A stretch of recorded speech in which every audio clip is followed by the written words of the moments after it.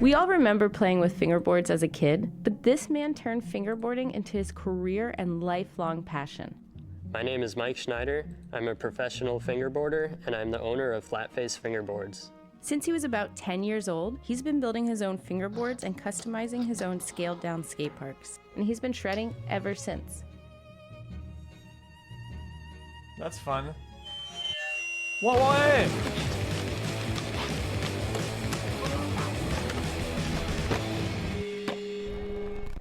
Learning a new trick, do you think it's more painful on a skateboard or on a fingerboard? On a skateboard, hello? Learning a trick on a real skateboard is definitely more painful because you can actually get hurt doing it. So I started fingerboarding in 4th grade. I had just started skateboarding shortly before that, and I was totally hooked. It was awesome. And so kids in my 4th grade class had fingerboards, tech decks, and they were playing with them during class and during recess, and I just thought it was the coolest thing ever, so that's where it all started. A lot of my first fingerboarding was done on books, and we would stack them. Let's be honest. 9% of you guys saying, yeah, I had those. You all, none of you guys went like this. You all went like this. You'd pick up the board, and then you would do a trick. So you'd put your fucking thumb under the board, and you'd lift it up. Stuff like that. So you can be really creative, and you can fingerboard just about anywhere. You might be able to fingerboard anywhere, but Mike has spent most of his life creating the ultimate fingerboard park. He spends well over 40 hours a week surrounded by miniature skateboards and his collection of tiny skate parks. We are in the Flatface Fingerboards building in Drake, Massachusetts. It's basically a huge building full of fingerboard parks. There's at least 25 of them in here, so you can come in and just fingerboard all day long, and it's just an awesome place for people to get together and have fun. The first trick I remember learning was a varial flip. I was trying a kick flip, and it kept doing varial flips, so I got really good at varial flips. One big moment that I can remember learning how to fingerboard that was pretty profound was like the first time that I did a kickflip nose slide, because it took me an hour, like straight 1 hour at my desk trying it over and over again, not doing it. And then all of a sudden I did it and I noticed my camera was off. The battery had died, so I didn't even get it on film. But it was more of like, all right, I actually just did this thing that I thought was impossible. And then I realized I could pretty much learn any trick if I just apply myself to it. There's a lot of really complex tricks that I do, and once I do them, they feel easy afterwards, but it takes a long time to get to that point. Back in the days, me and my brother used to film, we used to play Halo, and we used to film our TV with the camera, so we film some footage, okay? And 9% of the time, we get the footage and put it on the computer, so we could edit it and then see it, and it was just full of black bars that are going downwards, because when you film a TV, there's the refresh rate or whatever, dude, and we can use the footage, and most of the footage we can't even use it because it just had bars on it. 19 years of intense practice has given Mike a catalog of tricks that rivals any skater to grace a Thrasher cover. So the most basic trick is an ollie, and that's just a simple jump where the board appears to be stuck to your fingers, but it's not. The way that it works is that your middle finger is going to pop the board against the ground, where the board kind of gets momentum from hitting the ground, and then you're basically lifting your hand with it, guiding it. And then when you've reached the peak and level out, then you just go back down with it.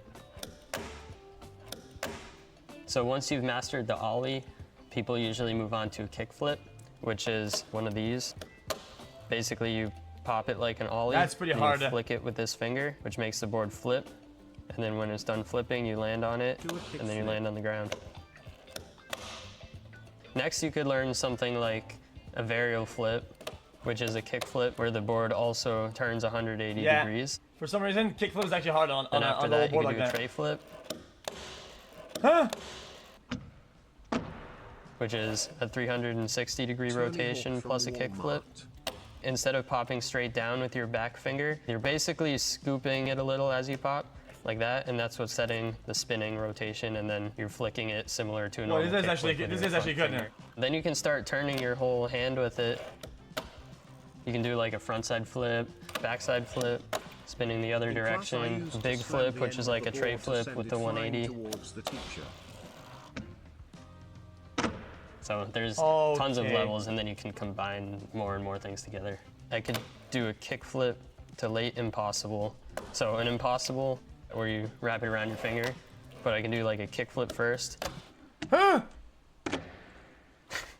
I got it first try. Yeah, it's hard to believe it's so hard. You're making it look so easy. That's the thing, once you learn it, it's not really that hard, but until you get to the point where you can do it, it's super hard.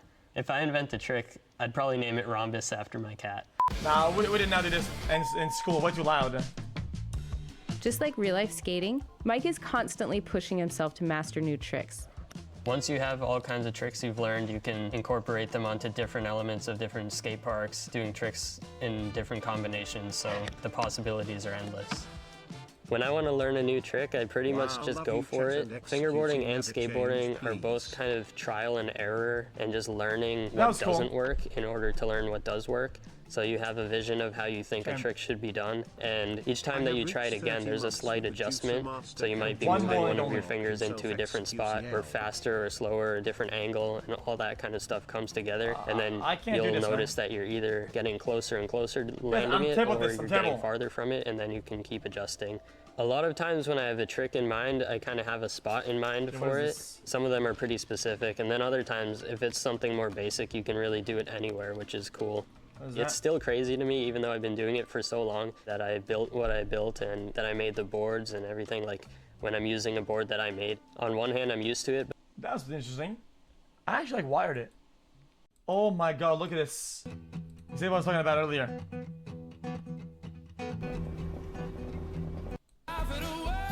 Look at that, dude. Wow. Seamless corduroy, 80-mile-an-hour corduroy. That's what we shoot for every night. You can't leave ridges, you can't leave holes, you can't leave windrows. There's no need to get more. I get what I got, and that's good. The morning AM shift starts at 12:30 and goes till opening. The other shift starts at 4:30 when they close the lift and goes till we come in. It takes a lot of getting used to. It's a lot easier when you're a lot younger than I am, actually. I'm 12:30 a.m. to 8:30 a.m. Get off at 8:30 and you're right there at the mountain when it opens at 9. It's cool to go hit your own runs that you did, ski your own corduroy. There's so much more to it than people think. It takes years to become a good groomer. And you never quit learning. 27 years, I've still learned stuff.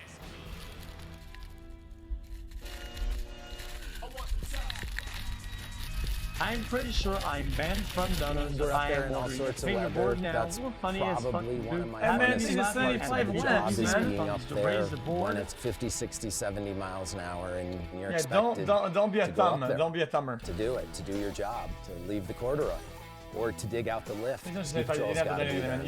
So we get to go up there and clear it out all night. That's one of the most amazing things.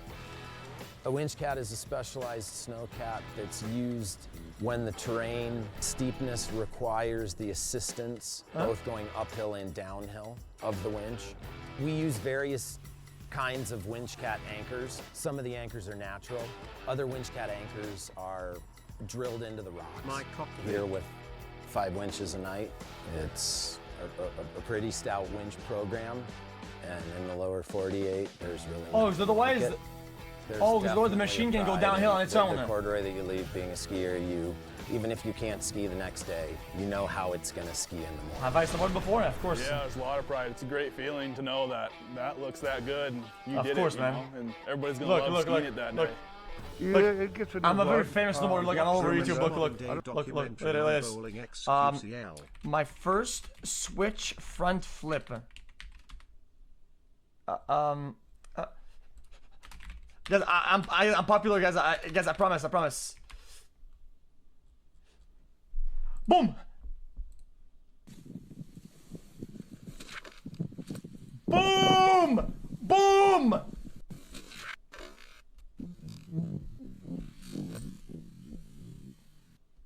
Sheesh! See that?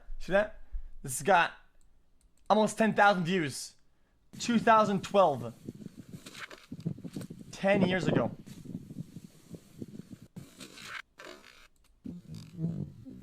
Yeah, it's simple, but it's in Switch, man. It's in Switch, you little bitch. You know what that means? That means that I'm riding in the opposite way I normally ride to make the trick more difficult.